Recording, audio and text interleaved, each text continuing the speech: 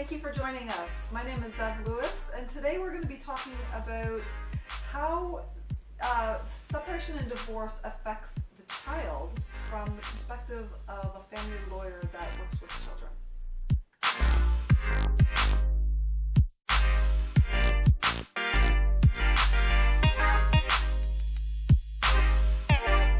Hi, my name is Bev Lewis, and I am the founder and president of Positive Solutions Divorce Services, and we help separating couples to avoid unnecessary legal fees and guide them step by step through the divorce process. Today I'm very excited to have with me a special guest, Joanna Shaw. Joanna is a family lawyer and also a mediator, and she also is an agent with the Office of the Children's Lawyer, representing children who are in the process of their parents in the process of going through a separation and divorce. So welcome, Joanna. I'd like to thank you for joining us today. Thank you. Yeah. So as your the work that you do with children, so we're going to focus mostly on the children today. I know that you do other work like the mediation side of things and the family law side of things. That's right.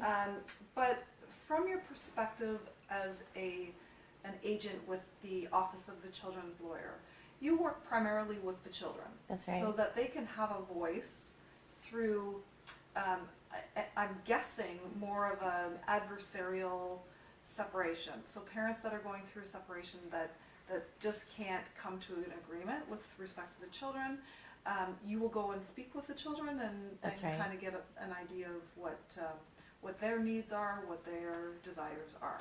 So can you just explain a little bit about the kinds of clients that you see, some of the stories that you might have to share, so that our viewers can kind of get an idea of, our separation is really affecting our children to the point that they have to have their own lawyer. Yeah. So oftentimes you're right in terms of the separation being adversarial, but sometimes it's not necessarily adversarial. Children have an amazing ability to be diplomatic, and they have very deep loyalties to both parents, and sometimes parents don't see that. So what often happens is that children will say to one parent, this is what I want to see happen, and I want to come live with you, Mom, and life is great with you, and then they'll have some time with Dad and they'll say the same things to Dad. And so, and that's oftentimes happens because parents and children are trying to protect themselves. They're trying to protect their relationship and just to kind of make sure that parent is going to continue loving them. Mm-hmm. So they'll tell them whatever it is that they want their parents to hear. So sometimes I hear from parents, though, that I don't want you to be involved because this is going to confuse my child. This is going to make my child put them in the middle of the conflict. The reality is that when parents are separating, children are already in the middle of the conflict. Yeah. The minute that you're waking up in the morning to go into the kitchen to make your breakfast, and both of you are sort of shooting those looks at each other that are not quite as comfortable, children are feeling that and they're seeing it. My practice in terms of as a lawyer, I also am a practicing yogi, so a lot of my I focus a lot on emotion and how children are sort of feeling in those circumstances. So they talk a lot about that. So when parents are saying, no, my child doesn't need a lawyer, in reality they do, because oftentimes that lawyer is the one person that they can say things freely to that they can't say to Mom and Dad. So with the children that I represent, I often tell them, my first thing to them is that you're my boss. You get to tell me what it is that you want to see happen in your life, and you get to tell me what it is that I can repeat and not repeat to your parents, because that confidentiality still exists. When children go to counselors and therapists, that confidentiality is not necessarily preserved. If that counselor or therapist is called into a courtroom, they have to say what it is that child has said to them. As a lawyer, I don't have to. there is a confidentiality that's embedded in the legal process that allows for people to say things to me, even in public. If I'm walking down the street and someone says something to me private, I have a duty to protect that as a secret, essentially. Okay. And so children learn that from me, so they can tell me things that they would never tell mom and dad, or aunt and uncle, and various people in their lives, even their therapist. So we spend a lot of time talking about some of those things. Now, there's two caveats to that. I cannot repeat things, or I can't repeat things that they don't want me to repeat. However, in situations where I feel that there is abuse, I have to tell the authorities, not necessarily their parents, and children know that. So I tell them that right off the bat. So here are some things that if you said this to me, I have to tell somebody, and I need to be able to protect you, and here is why. And children really do understand that. In our office, we have a yoga room where whenever I'm interviewing kids, we go into the yoga room, we sit down, and we just have a casual conversation, just like we are right now, just chilling out, and so yeah. It makes them feel comfortable then. Yes, it's very important to build that rapport. Now, my own son may not sort of see me as someone that he can come to and talk to all the time, but kids, for some reason, they flock and they love to have those conversations. And it's just about having that rapport with them, coming down to their level or coming up to their level, because oftentimes I feel that they're much wiser than their parents, and they usually have a really incredible sense of justice that we don't recognize as adults. Kids will often say to me, I think mom and dad should see me as often as they want to, or as equally. They don't use the word equally unless, of course, moms and dads tells them that this is what they want. But they want to see their moms and dads the same amount of time, just as if they were living in the same home. Right. So you're acting on their behalf. Mm-hmm. Do they ever have to go to court? Never. And that's, Okay. So, that's the key. So you will speak on their behalf, but they don't have to put themselves in front of that. I mean, that would be a very stressful situation if they're sitting in court and watching both parents. Yes. To have to deal with that later. Yeah. Absolutely. So I become their strongest advocate, because mom and dad are currently in, if they're embroiled in their conflict, will oftentimes, and inadvertently, most of us want the best for our children. We want to see that our children are going to grow up to be productive adults, and we want to see that they're going to have this healthy, happy life. But when we're in the middle of conflict, oftentimes we make very poor decisions, right? We make decisions that we don't realize will be harmful to our kids. So I am there to remind mom and dad when they're doing those kinds of things, when they're involving the children in the conflict. So sometimes I'll have an interview with a child client and they'll say to me, dad is not paying my mom any support. And I think, oh, okay, so how do you know that? Oh, well, mom just happened to mention it this weekend. I can't do the sports because dad is not paying his support. So I will often have that opportunity to then speak with parents and say, listen, you know what, you may feel that this is justified in saying to your young person that they can't do hockey because dad is not paying support. And I get that. I get that, you're totally justified in having that position. But when you say that to your young person, they're interpreting that as dad is bad, that dad is somehow not good enough, that dad is not someone I want to talk to. But here's the other message you're sending to them, is that dad is part of me. So that part of me is a horrible human being. And sometimes parents forget that. So part of my role is to remind parents of that. And then to also relate the information to the court so that the court can also speak to parents about their behavior, because sometimes they don't listen to the lawyers either. And sometimes I feel like kids, I feel like I'm in the middle of trying to help these parents to understand what they're doing to their children. And another piece, and this is something that is very recent, that happened, probably recent, meeting 2 years ago, where a judge actually asked for a child to be put on the stand to give evidence in front of his parents. Wow. Now, I wasn't his lawyer, but had I been his lawyer at that time, I would be stepping right out there and indicating to the court that this is inappropriate and that absolutely not, because the parent brought the child to court. And of course, the judge, seeing the child there, wanted to hear from the child directly. And this is absolutely not appropriate, because now you've got a child sitting on the stand, looking down at both mom and dad and having to make a decision and having to choose. I mean, imagine that, right? Having to choose between your parents. That's really a very difficult place for kids to be. So my role is to ensure that the court can hear their voice without them having to be present. So if a parent says to me, well, do I need to bring my child to court? I will always say, absolutely not. Right. That is not their position. Well, that's a good point, because I have a lot of clients that will actually say to me, I'm going to ask my child who they want to live with. Mm-hmm. It's like, please, please, please don't ask them, because you're putting them in such a tough situation, because they want to love both They parents. do. And if you're putting them, if you're making them make that decision, they're now having to choose between two people that they love. Mm-hmm. And of course, like you said, if you said, who do you want to live with?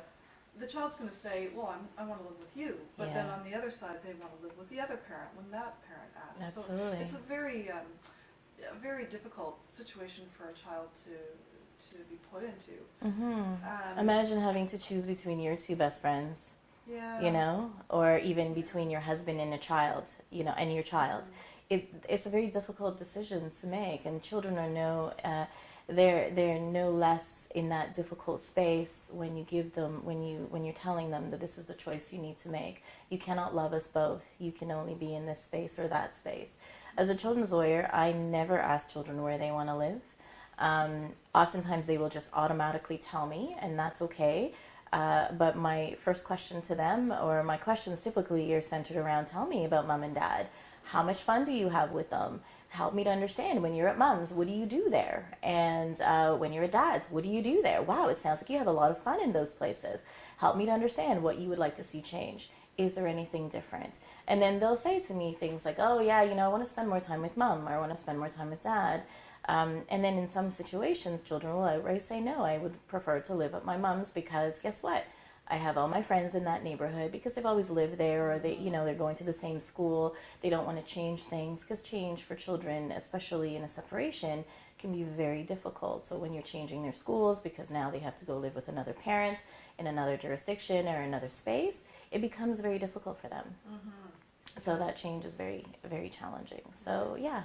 So how does somebody go about finding a lawyer for a child?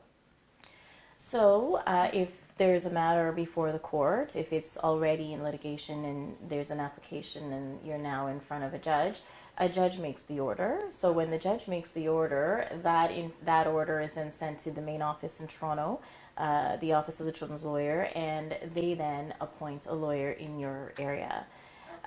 If you are going through this privately without going through the court process, which is really my preferred state, you can hire a lawyer to represent your child. Typically, though, they should be a lawyer that's on the panel of the Office of the Children's Lawyer. And the reason why I say that is because those lawyers are already trained. We have a deeper understanding. We've been working with children for a long time.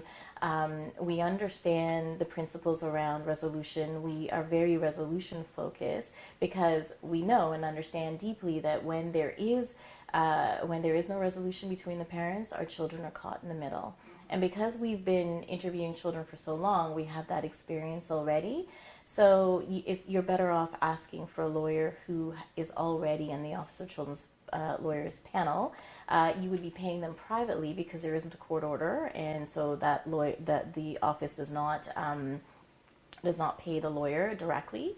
However, there are lots of lawyers out there who are prepared to do that on a private basis. And usually, not all lawyers, but usually they will charge not necessarily what they would be paid by the Office of Children's Lawyer, but they would charge something, in the range of that and their hourly rate, which is sometimes in the middle and can be very cost effective. So how would that play out in a situation like what we have with our business? So we do divorce mediation, and so we see the couples in the same room, same time, and we go through all of the questions. What do you want to have happen with your child? Like, where's the child going to reside? How much time is the child going to spend with each parent? Other things that include property division, but that's not really what we're talking about. How could we? Because I do see parents that get stuck. The one parent says, I want sole custody, so all the decision making, and I want the child primarily living with me, and the other parent can have them every other weekend and on a Wednesday night kind of thing. And then the other parent is saying, absolutely not, I want the child 50% of the time, you can have the child 50% of the time. So sometimes we get stuck, and usually in those situations, if there's no give and take, usually in those situations they'll end up going to court. Right. So in order to avoid them going to court, can they just say, okay, we're really stuck in the mediation process, can we hire you as a lawyer to make that decision for us? Well, I would not make the decision, but I certainly can be hired as a lawyer to bring the child's views to the table. So, for example, if you're having that mediation, I would attend with the child's views and preferences. So their views and preferences would center around, how do they feel with both mom and dad? How would they like to see things unfold? And if the parents, and this is a concept that oftentimes parents throw out there all the time, I want the best interest for my children, I want the best interest for my children. However, what I've come to realize is that most parents are not, those are words. They're not authentic about it. They want the best interests. That's for them. That's right. So best interest often means my best interest, not my child's best interest. So if they're sincere, they will listen to their child's voice, and the child will oftentimes will say, you know what, I'd like to spend this kind of time with mom and dad. And oftentimes what children will say is that I want to spend equal time with both my mom and dad. I want to see them as much as possible. So then my role would be to help parents to carve out some kind of a plan that's going to help them to do that, to ensure that the kids are with them as much as possible. One of the misconceptions for parents, especially when they're in the litigation process, they think that the children's lawyer will make decisions or will make recommendations. We don't make any recommendations. Our job is just to bring the child's views and preferences to the table. So their views about what's happening between mom and dad, what would they prefer to see? Not necessarily where do they want to live, but what do they want to see coming out of this entire situation? And one of the things that I'd like to say that I do really well is I bring the child's voice in their voice. So I speak like they do. So sometimes what parents will say to me, it's as if I had little Johnny talking to me in this room right now. And I remember doing a trial a number of years ago where mom and dad were doing battle over custody, and my child client wanted to live with dad, and she was currently living with mom. And what happened was I brought her voice to the table and basically spoke in her language as if she was the one speaking to the court. And mom was unsuccessful, so the child went to live with dad. And I thought that was going to be the worst moment of mom's life. But what she did was when we stepped out of the courtroom, she said to me, you know, it was as if she was there with me. You were saying exactly what she would have said. And I think for that mother, it was liberating, because the reason why we went to trial is because she wanted to hold on to what she would consider her rights, whatever that means for parents. She wanted to hold on to that for as long as she could. And she did not want it to appear to her daughter like that she had given up on her. So by sort of saying, yeah, sure, you can go live with dad, in her mind and in her interpretation, her daughter would likely see that as me giving up. And so let someone else make the decision. So the judge made the decision and said, this is what's going to happen. And so she thanked me, which was really, it doesn't happen often. No, I guess not. but it was liberating for her, and it was very, for me, an eye-opener as to why it is that we need to be true to ourselves and true to the situation, in which case in this particular case, I wanted to make sure that the child was heard. And yeah. Wow. So. Yeah, it's got to be quite the honor to be able to work with a child and have their voice heard in the court and by the parents. Yeah. It is my absolute favorite part of doing this work, of being a lawyer. I think I don't know that there is any other part of being a lawyer that excites me the most. I often say that, I can meet with parents at 6 o'clock at night and I'll be exhausted. But I could be exhausted and meet with a child at 6 or 7 o'clock at night and just be completely inspired, because they are incredibly, they're knowledgeable, they are connected so deeply to themselves that they're able to just speak from the heart, which parents oftentimes don't. And a point that I wanted to make as well, which sometimes parents, I think there's a misconception here as well, is that parents always say that, when I mentioned earlier, that it's my right to see my child. And one of the things that I remind parents is not your right, it's your child's right. It's your child's right to have both parents in their lives. Right. And so these are some of the conversations that I will have with parents if we're sitting at a table, especially at a mediation table. I mean, when I'm doing mediations, that's exactly the way that I will keep reminding parents, okay, so here's what little Johnny is saying about all of these things. And you need to remember that at the end of the day, that's what you're trying to achieve, is a happy, healthy citizen as they grow up. Because they're the people that are going to be managing our world in the future. And so we have to be very careful about how we model.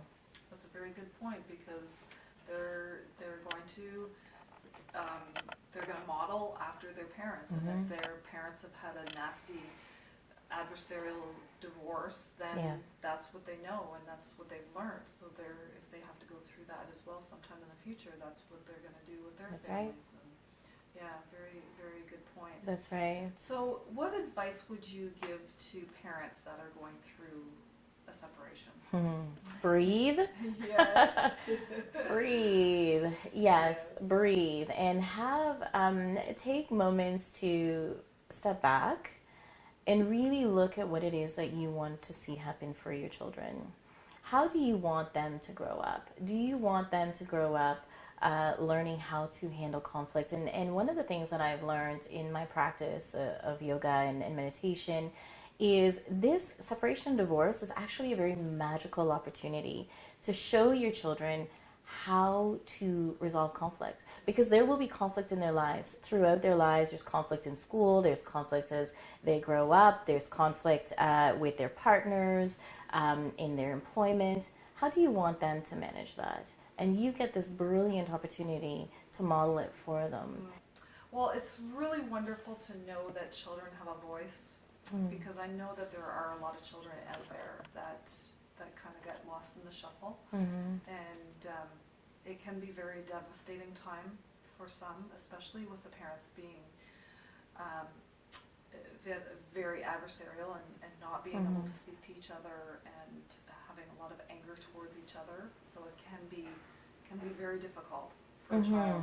I can't even imagine what some of these children have to go through. So it's wonderful to know that there are people out there like you that will act on their behalf and speak on their behalf, so that they can have their voices heard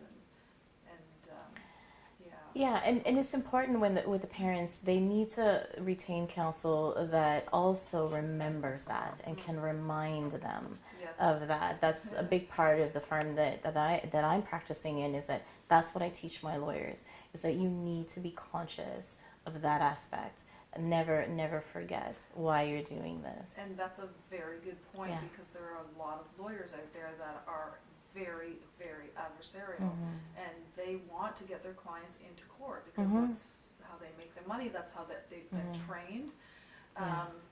But there are a lot of wonderful lawyers out there as well that don't want to take their clients down that route, because they see the damage that it's going to cause to them and their families. And so look for a lawyer that's going to represent you in the most positive